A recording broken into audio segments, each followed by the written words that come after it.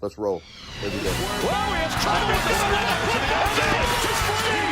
You got barbecue back on the man. On fourth. You can't believe what just happened. Not conferences, different leagues. It's a known thing in college football now. While everything else changes, the constant of which remains as none other than chaos. But it's weeks like these that make me ask myself, is there perhaps too much chaos? The answer is that there isn't. There's never enough chaos. There's so much this week that I've had to split this week up into your weekly recap, followed by 2 games of the century. To save you time, I'll go ahead and tell you the 2 that I've chosen. Friday night's matchup between Florida State and Virginia will be coming out shortly after the recap, followed by the Oregon Expenditure to Happy Valley. In a week like this, where everything, quite literally everything happened, we've got to cover more than I ever could have anticipated. Before we uncover everything that happened these glorious 2 days, let's start with the game that was underway when the chaos was last uploaded, that being Thursday. Dear almighty Lord, at this point, this is just a pain ritual for Kansas State. The random football generator and Army has yet to do anything this season other than miraculously kicking their asses purple. We thought they had some sort of pulse after taking undefeated North Texas to overtime, but now they're right back to unwatchable football. They forgot just as quickly as they remembered it was illegal for them to pass the football for more than 50 yards in an entire game. Sure, they can run the ball a lot, but when you refuse to use one of the main fundamentals of the game, you end up just like Wisconsin, with a user error for an offense.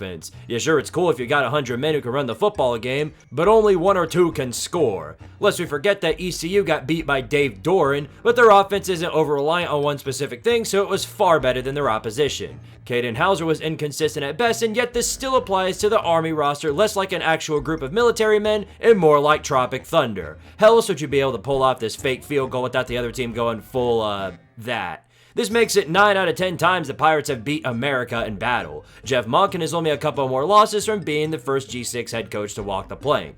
Winning the American last season only does you so much good when everyone has forgotten about it. Navy sent you on the poop deck that year too. Next time, bless our Thursday with something much more watchable, as D-Day footage had less carnage than this game.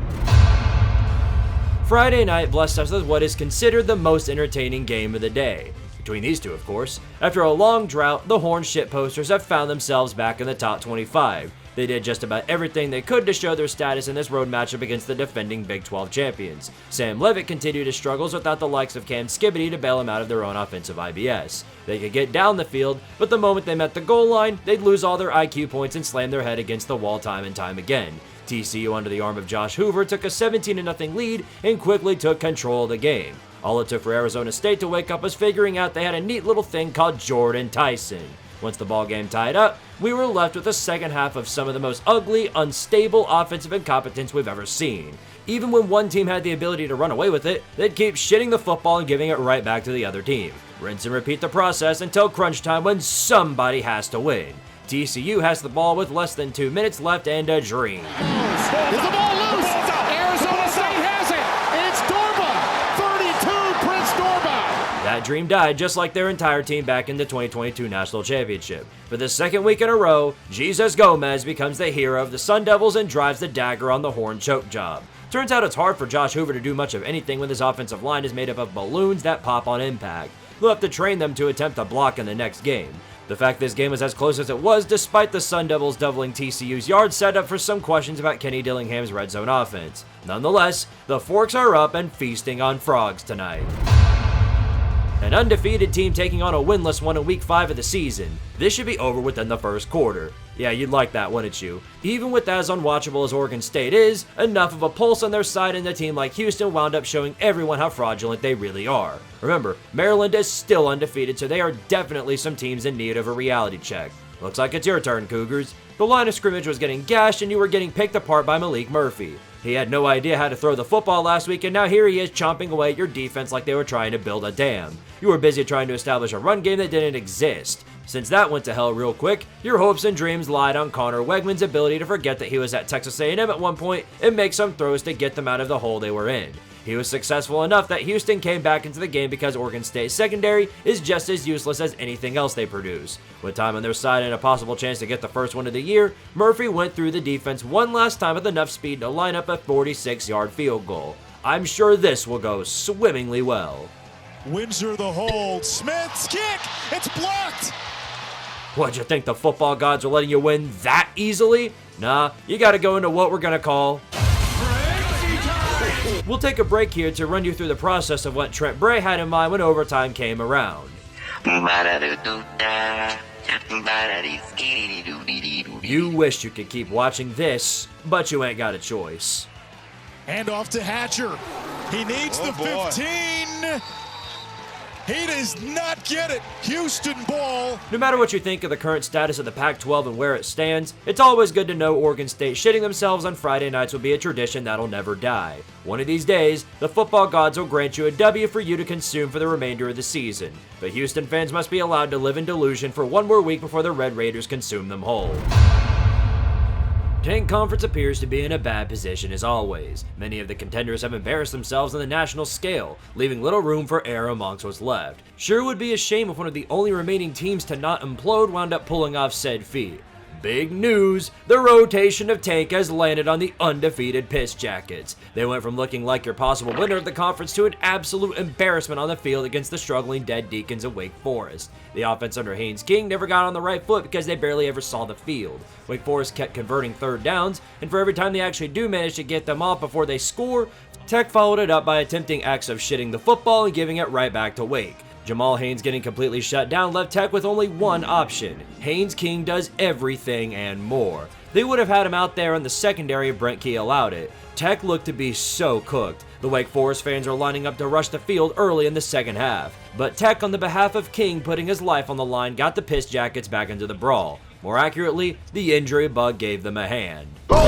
Granted, he did return in the fourth quarter, but the damage was already done. Tech found their stride and nothing could stop them now. The game-tying field goal at the end of regulation set up another. It took no time at all for both teams to score on the first overtime, setting us up for the second. Wait, what's Wake doing? He rolls. Ashford searching under pressure. Intercepted. Clayton. Going for two in the first overtime is usually reserved for the road team or a major underdog, but if you're gonna do it, a wheel route at the goal line is likely not the answer. Thanks to said tomfoolery, Tech survives and thrives till the next week, remaining undefeated and now 2-0 in the conference. You better have another way to get Jamal Haynes some yards. Any more hits like the ones King has taken, and you'll revert right back to a Jeff Collins offense. A ranked Big Ten brawl between one team still trying to find their identity in the conference, while the other is trying to find any sort of anything as all their belongings were taken by the Hoosiers last week. Getting their home crowd back is one step in the right direction. Another step being USC's, and tell me if you heard this one before, lack of defense. This performance can be considered one of Luke Altmaier's best, as similar to just about everything else on the planet, USC's defense caved to their power. The Costa Rican Army could stumble into US territory and you best guarantee a Lincoln Riley defense won't be there to stop it. But as with every Lincoln Riley team, it wouldn't be complete without an offense to bail them out of their own bullshit. In comes Jaden Miafa to save the day for them once again with 350 plus yards of offense through the air. If he had any idea how to run the football, Riley would be close to how he was back at Oklahoma. Back-to-back touchdowns with the addition of a 2-point conversion put USC on top with 2 fucking minutes. Lincoln, you know of all people how this goes. 2 minutes is 2 minutes too much for the condoms to handle, which leads you to exactly what you would expect. Wow, look at that. Altmaier is driving Illinois right down the field like the defense isn't there. What a shocker! What? Put this fraud of a coach and their team out of their misery already.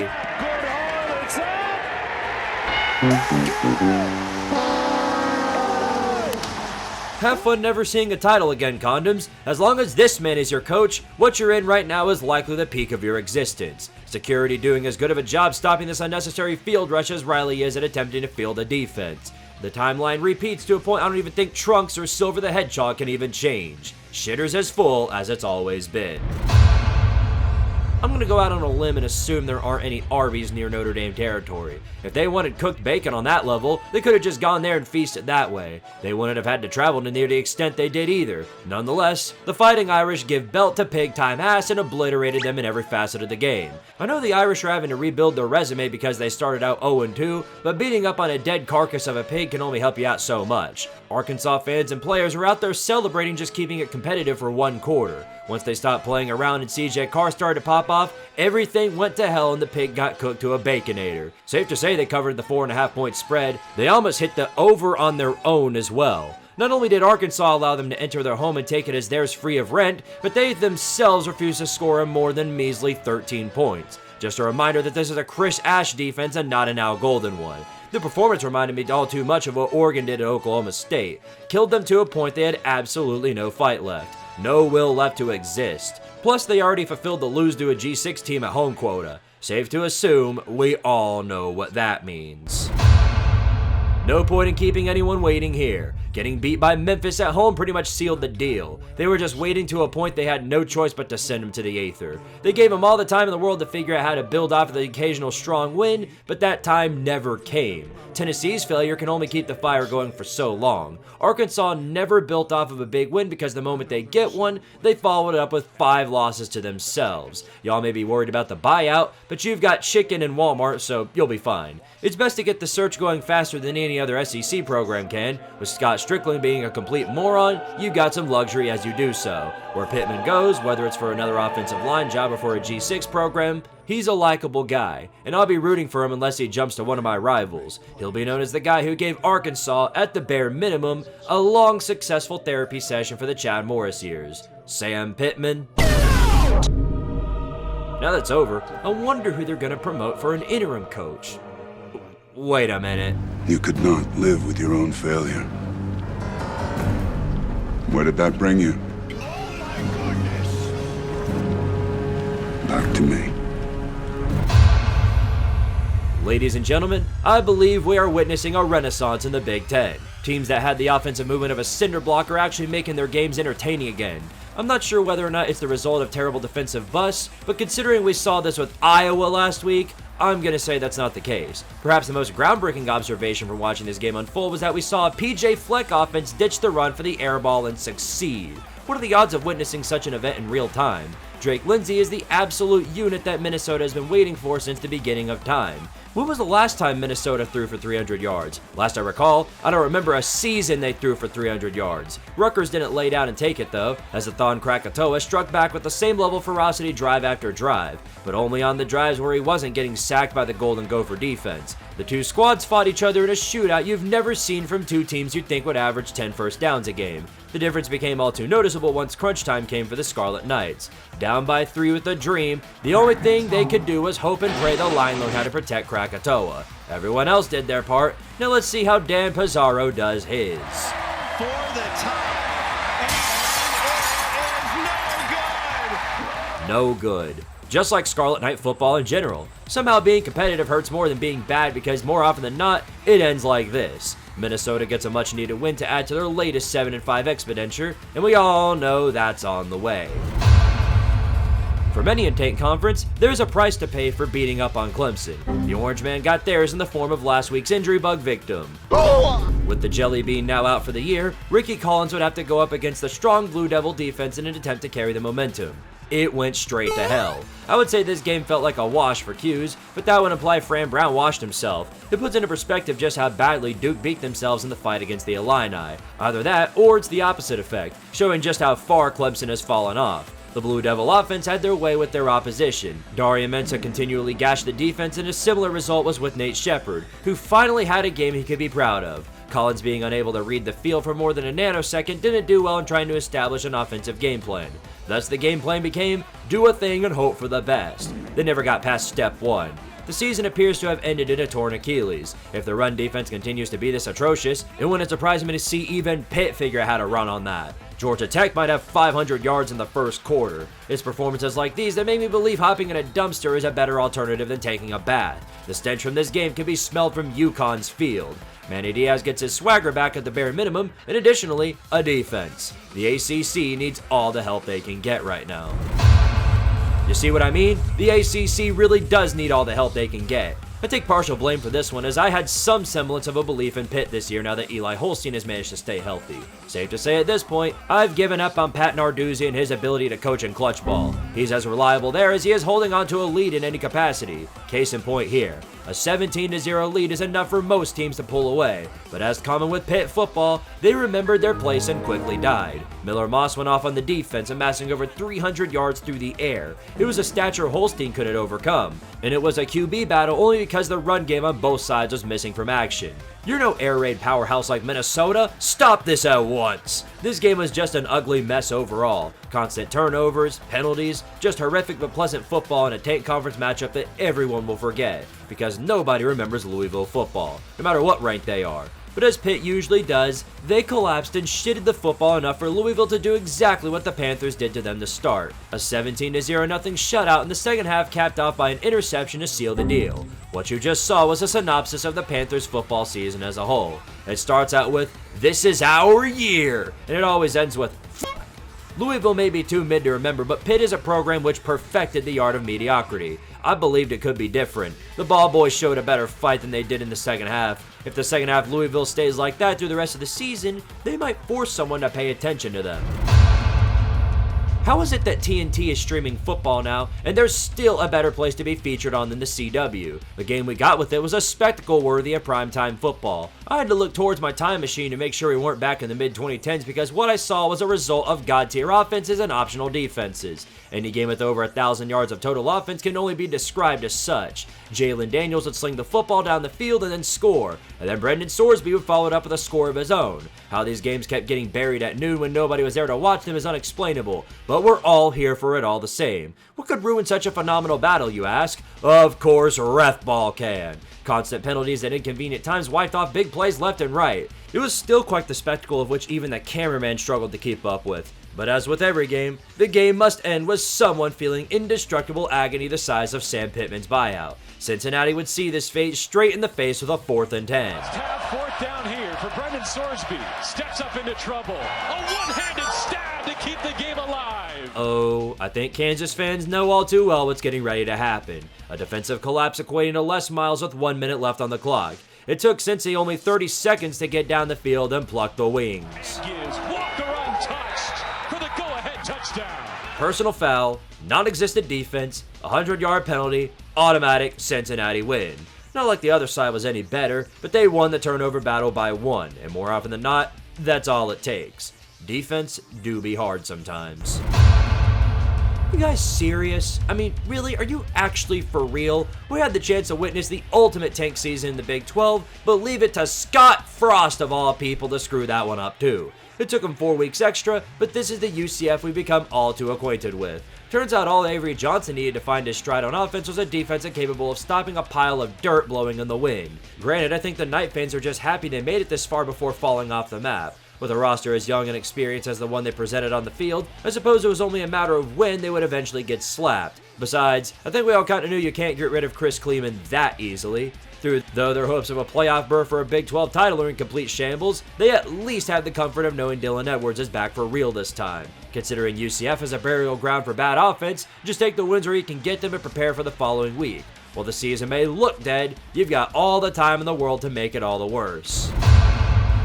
You gotta give credit to the Washington defense for attempting to show up. You also gotta give credit to the Washington offense for attempting to attempt. When you're going up against the unit known as Matt Patricia and the top defense of the land, there isn't much you can actually do. Damon Williams was an absolute trooper in this one, getting them down the field on multiple occasions, only to stall out somewhere along the way. More often than not, they'd fizzle before hitting anywhere near the red zone, but in the cases they did, they chose to test the line up front rather than let Damon continue to sling it. If there's any line you want to test there, it sure as shit ain't Ohio State. This was obvious in the fact Ohio State had 6 sacks and near double-digit tackles for loss. Kaidon Curry himself became a living nightmare for the entirety of the Washington offense. This in turn led to Julian Sayin picking apart the other defense and doing more than enough to win the day for the Nuts. Hell, it's like Luigi. He'd win by doing absolutely nothing. Thus, off a red zone identity more stagnant than a 90-year-old with dementia, Washington's long 22-game home winning streak gets erased. The only miracle Washington got on this day was that they had to listen to Gary Danielson for less than 3 hours.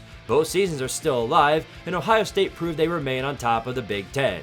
The first of many trap games they'll survive. I don't know what you want from me.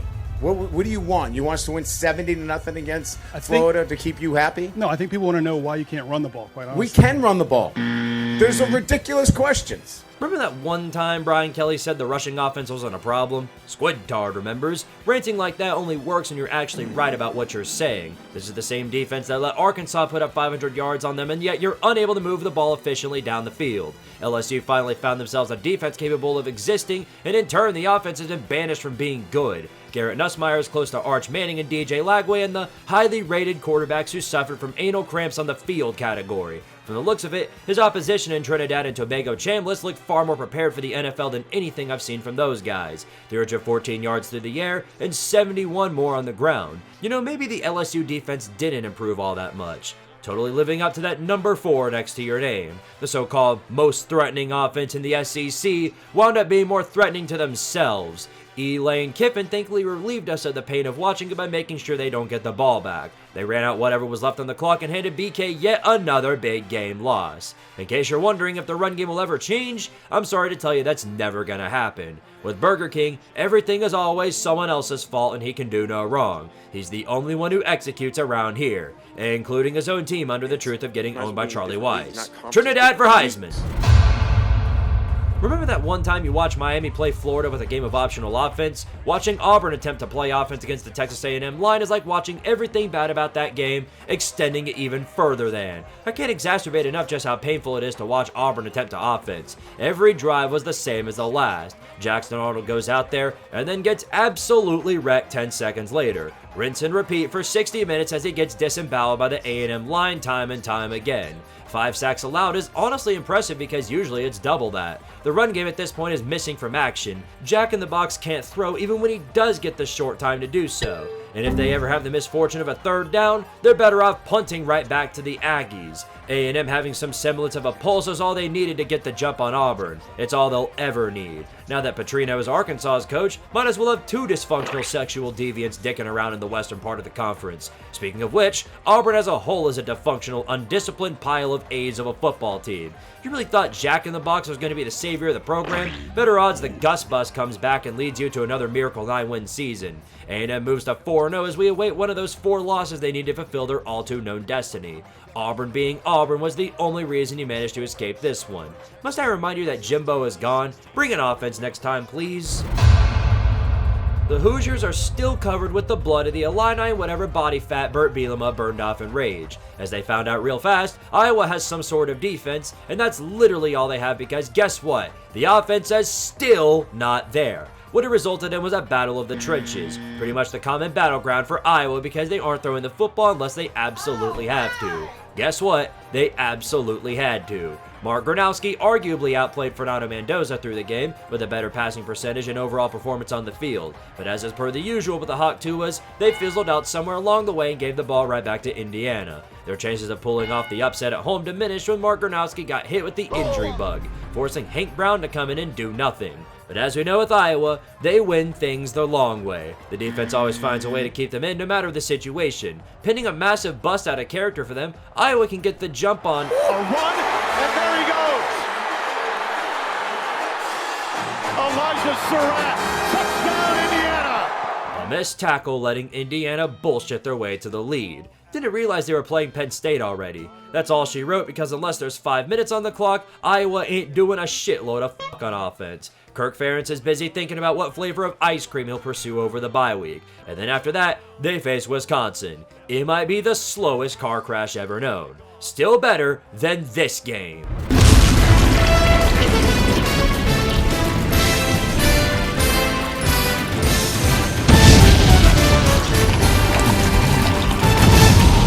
Welcome to the first ever edition of the Toilet Bowl. I couldn't think of a team more fitting for this prestigious accomplishment of being here than the Bruins led by Nico. I'm regret leaving ya. On his way towards the clown of the season, he left a potential playoff team for the accomplishment of getting his coach fired in 3 weeks, all while getting paid over $500,000 a year to do it. UCLA is literally quite better off burning money. When you get outplayed by Preston Stone on the field, you know you're cooked. These two teams define the difference between ass and ass cheeks. They come from the same branch, but one is far shittier than the other. The Wildcats try to do what TCU did and blow a 17-0 lead, but despite the attempted comeback by the Bruins, they are still the Bruins and have to maintain their status as the worst team in the Power Four. Possibly. Even with all the chances they had, Nico is still their quarterback and proceeded to miss several open reads as he never improved a game in his life. The game was exactly as it should have been. Terrible football which ended in the worst team being worse-er.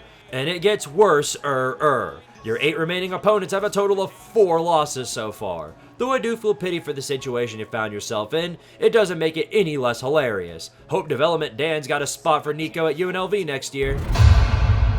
Wait a minute, Cal still got a pulse after that erasure at San Diego State? Only this result would tell the tale. Then again, their opposition just handed Stanford their first win of the season, so maybe neither team has any pulse left to give.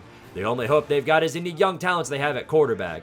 JKS and Dylan Lonergan slinging the ball was a truly entertaining brawl to witness. But when they get close to scoring, they couldn't get out of their own way more often than not. It was your typical ACC Tank Conference sicko brawl with the only leverage for both teams being the talented quarterbacks with nothing around him. The only thing that separated the two was a Boston College field goal that kept them up by 3 in crunch time. Justin Wilcox lives off of failing in crunch time. Safe to say the Eagles got this one in the bag because of that. Right, Eagles? Right? Telly, he can run if he wants. Throws downfield, has his tight end in midi. Inside the 10, he'll score! It was at this moment I forgot that Bill O'Brien was the head coach of Boston College. I bet the fans wish they could forget too. Even with the defense collapsing at the worst time, Lonergan woke up and led the offense down the field with minimal time left. Along with the help of ref ball and PI calls, Lewis Bond and Reed Harris gave BC life where it was needed. Now all that was left was to put the dagger in. On the motion, Lonergan looking his way. Over the middle, intercepted! Picked off by Luke Farrelly! Bill O'Brien back at it again, everyone. The city of Boston is single-handedly feeding the California State football pipeline. Put USC up against them, and I'm sure Bill would find a way to lose against that defense. The Bears have problems, no doubt. The defense leaves for entire quarters and Sawyer Robinson appears to be a one-man show, but they get to relax this week against the walking, half-living carcass known as Oklahoma State. The Cowboys and their fans have no expectations left for the year because the year is over for them. Mike Gundy's departure has turned the season into practice for 2026. It took Baylor more time than they needed to, but they always had control of the game. The defense in Stillwater is made up of a literal disease and they can score on that in their sleep. They definitely got more of a pulse from the Cowboys than anticipated, as even the coaches were surprised to suddenly see some sort of movement again. In fairness, the brain-eating amoeba threw the entire son and more at Baylor because they knew there was nothing left to lose. The record matters not because they already lost their coach and their starting quarterback. It was a thorough execution of which the Baylor offense performed exactly how they should. Then again, seeing the Cowboys score isn't exactly a shock considering the defense like Jackson Arnold picked them apart. You need a whole lot better than this to erase that pain from your memory. Speaking of pain, the Mountaineer fans should have seen this one coming. Central Florida also found out this week what happens when the hype around a returning coach falls and reality comes back.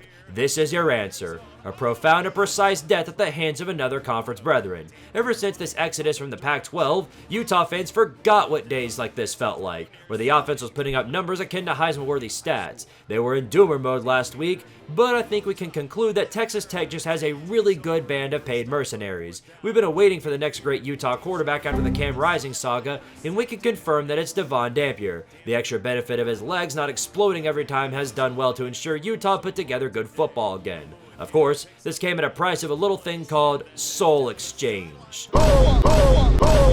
Like such. But over 500 yards of offense is enough to bring all the Utah fans back to the light side and remind them that there's hope. West Virginia fans have seemingly reached the peak of their hope and now it's a plateau of pain. This is the result of what happens when you blow your entire metaphorical load against Pitt. They must be real shit to lose to this cancer. Behold! Whatever the fuck this shit was. An all too well-known rivalry in the new age of the SEC. Josh Heupel versus the Road. It's been dragging him around for years and it looks to me like this would be a great time to prove it doesn't own you. Instead, what happened was that Mississippi State once again punched Tennessee in the mouth like every other coach in need of a win. Joey Aguilar would be seen as the best quarterback in the conference that he had any sort of weapon to use besides Jalen Hyatt 2.0 and Chris Brazzell. You can't blame him for his over-reliance when every time he targets someone else, it's met with a bobble drop that turns into an interception. The Vols allowed half of State's points alone off of these asinine turnovers deep in Tennessee territory. Besides Aguilar, Colton Hood was probably the best asset Tennessee had to score with, and he was a defensive back. Every time Tennessee looked to be dead in the orange water though, the talent fee would bring them back right into the game. Enough of this shit, State. Just kill us already and move to 5-0. Tennessee will not be allowed to die on this day. They must perish in either Tuscaloosa or Gainesville again. So no matter how much shitty clock management or ref ball we have, we shall not fail. No, seriously, what the fuck was that in there? How can Josh Heupel be a top 10 coach and be so inept in crunch time where you've got 14 seconds and 2 timeouts and 10 seconds left to get into field goal range, and what the fuck? You're taking it overtime! You better be thankful for the talent fee, Heupel. That plus State's own tomfoolery are quite literally the only 2 reasons why there aren't massive calls to fire her ass! In my migraine while you still can, please. Shapen has some time. Sidearm throw. Incomplete. Tennessee has found a way to win one on the road. No matter how much cowbell you have, it compares none to the absolute bullshit of Tennessee football. I don't get it either. How the fuck did we win this game? I can only imagine a timeline where the opposite result happened in Dublin 5 weeks ago. Would it have flipped the switch for Kansas State? Would Iowa State be a dead program walking? Sorry, I'm an SEC man. Whatever is just in my nature. While Arizona should be praised for starting 3-0, it ended as you would have expected for the Desert Wildcats. Death by reality check. Noah Fafita's 2 picks in this game would be the thing that did them in because Rocco Purdy was going off per the usual. And probably the most sickening yet hilarious stat you've read all year, Becht had 3 rushing touchdowns and a total of -10 rushing yards. It's stats like these that keep me a massive college football fan. Chase Sowell's performance on the field made me think McMillan came back and switched to the red team. The Cyclones wanted to make a statement to the poll voters and they succeeded. They recognize you are worthy of being blown out in the Big 12 championship again. Keeping the starters in for a whole game might have been a boneheaded idea, and the football gods appeared to agree. The injuries are starting to stack up, and if they keep stacking up at this rate, you'll have to field the mascot by the time you make it to the Big 12 title. Dave Doeren is back, everyone. Back to unwatchable football, that is. Yes, it's most certainly true that Virginia Tech football is dead for the current moment, but NC State has been walking in the graveyard awaiting the sweet, sweet release for years now. This might just be the game to do it. A complete and utter embarrassment. The same defensive unit that let Old Dominion walk all over them for 60 minutes walked into Raleigh and shut them down completely. The O-line attempting to cover for CJ Bailey was a grueling mess to watch. Had he not been a mobile quarterback, he would have been lucky to complete a pass the entire game. The line of scrimmage was dominated by the Hokies on both sides of the football. Terry and Stewart lit the line ablaze, and the only thing consistently holding them back was coaching and play calling. But Brett Pry had packed this shit long ago, so even that was cut back.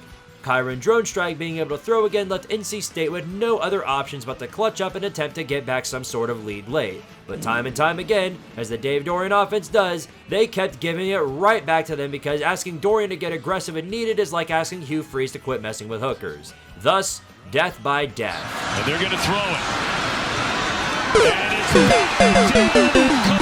As punishment, I declare that you'd be stuck in the CW until Dave Doeren gets fired. That grass is probably looking mighty touchable right now. Zipped across the middle, touchdown! There's Hot Bernard dog! out of the slot. Fake it to Miller on the Hot run. dog! Simpson launches end zone, touchdown! Isaiah. Hot diggity dog. The dog's put down, it's time for tears. Wide open receiver dropped another ball. Hot diggity dog. It's always a good week in football with the Georgia Bulldogs losing. A fan base rivaling the Dallas Cowboys in toxicity and internet presence gets the long-deserved piece of reality pie. Even with the home field advantage and the talent on your side, it's still not enough to get the jump over Alabama. Kirby Smart's brain in this game was proof that Alabama's a spot rent-free in everybody's head in there, and simply uttering the name is enough to make him seethe, mauled, and make Mike Bobo throw another wide receiver screen. The offense is consistently a joke going up against the Bama opposition, as everyone is scared to test him. What's that? Tie the ball game with a chip shot field goal? Nah, I'm gonna go for it. Why is it that every time this game comes around, Kirby goes from Neo Nick Saban to poor man's Les Miles? It doesn't add up. Nonetheless, the lease is renewed and the statement from 8 months ago remains all the more true. You're only relevant in one sport, and we'll see you again, probably next week because the SEC is an absolute train wreck. Well, I'll be a Troy Taylor female staffer. You're running off of a buffer coach and a GM who's waiting to take over his position. How are you still alive? The fact they came out with some sort of competitive bone in their body for consecutive weeks is very impressive. But will this be enough against the Spartans? I don't know. Walker Eget did whatever he wanted against the defense he was matched up against. Over 400 yards passing, a consistent burning of the Cardinals secondary. But as is a common trope with many of our teams this week, they had multiple squandered drives once they got close to scoring. Their entire defense has also squandered potential, leading to Ben Gulbranson of all guys lighting up their secondary in return. It was one of the lowest scoring shootouts we've had to witness. San Jose State had the lead, the momentum, and retroactively everything else on their side, and yet they saw it crumble to dust on the final drive. Multiple busted coverages led to Stanford getting down the field and completing a comeback to make themselves feel better about the football season they've had. Nobody else feels any better about what you bring to the table, but you can at least hold your head up high knowing 3-9 is still on the table.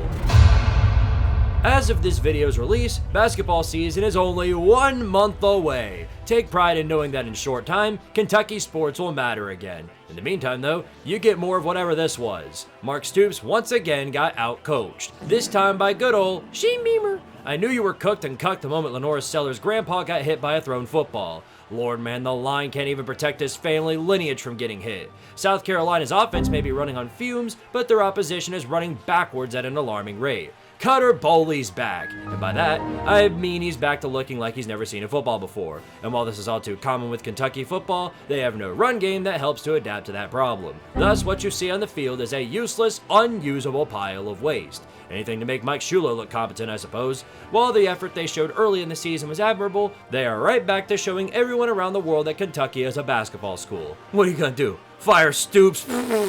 Ha! Brother, we all know you're stuck with him because Kentucky ain't spending a dime on any sort of buyout for a program they give no rat's ass about. The AP poll giving the nod to BYU without Jake Retzloff is honestly quite surprising. But hey, the Bear has shown major strides where it's been needed. What's been more surprising, and rather ironic, was the Colorado offense was more successful here than it was in last year's Alamo Bowl. For a refresher, both of Deion's kids, one adopted, played in that game. It only took the Buffs 1 quarter to outdo that performance. But once BYU adapted to their game plan, it didn't take long for the Buffs offense to become discombobulated. Challenge for Kaidon Salter: throw the ball away or run around for 9 years and wait to get sacked. You already know the answer. It's part of the reason why they lost to Georgia Tech, and it's part of the reason they're finding ways to lose this game. Of course, the ultimate reoccurring reason they keep finding ways to piss away these football games is because of the all-too legendary clock management of Deion Sanders. I bet by the time they get to Kansas State, the Wildcats will be shivering in their boots knowing they gotta face a team with a dozen timeouts in their pocket. Doesn't really matter though. You could have 100 timeouts and Kaidon Salter still ain't that guy. Salter looking to pass. Surveys. Comes under. Picked off. It's intercepted by... Something tells me as we progress through this season, Deion is still going to be looking downfield for a Travis Hunter that's not there. That's all she wrote for this week, folks. Week 5, an absolutely insane Week 5 is in the books. As I do for every week, here's your Week 6 Top 25. Enjoy this while it lasts because I'm probably not doing it next year. Because I give y'all enough things to cry about in these recaps and all you want to do is cry and complain about this one too. Sometimes I have to remind myself these comment sections aren't entirely full of FSU fans. All that aside, you're watching this video and I greatly appreciate your patience and support for patiently waiting for this recap. Until the next one, I'll see you next time, and power to Tardaria! Also, go check out that merch store. There's a really cool shirt in there where you can wear the Squidtard orange. It's really cool. Check it out. Hicieron su truquería, lo que tenían que hacer. Shapen con la pelota. ¡Por atrás! ¡Pelota en el piso! ¡Señoras y señores, Joseph la agarra! ¡Devolviéndola! ¡Está solito! ¡Dale 6! ¡Dale 6! ¡Dale 6! ¡Que aquí hay un touchdown!